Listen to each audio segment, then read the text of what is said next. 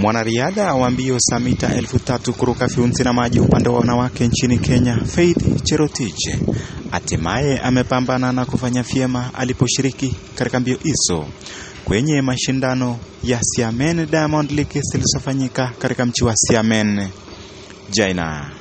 Cherotich alitimua mbio hizo kwa mwendo wa kasi mithili ya pundamilia na kuhakikisha kwamba amewapiku wanariadha wote waliokuwa wakimenyana naye, hivyo basi kupeperusha bendera ya Kenya juu zaidi.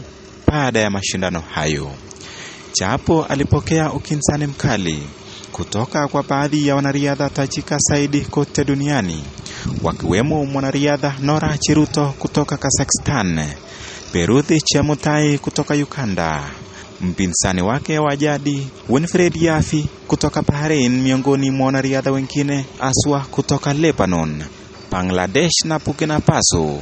Cherotich alitumia uweledi wake wa miaka mingi hadi kuhakikisha kwamba amewapiku au wanariadha wote na kuwaonyesha kifumbi. Akizungumza na jarida la Omuripota TV, Cherotich alisema kwamba alikuwa amejiandaa vizuri katika mbio hizo na kwa sasa amefanya vyema. Ikumbukwe kwamba Cherotich ni mwanariadha tajika kutoka Kenya ambaye amekuwa akishinda nishani kadhaa za dhahabu katika mbio zozote anazoshiriki, na hivyo basi yeye ni mama yao katika mbio hizo za mita 3000 kuruka viunzi na maji. Ama kweli amna mwanariadha yeyote atakayeweza kumkaribia hivi karibuni.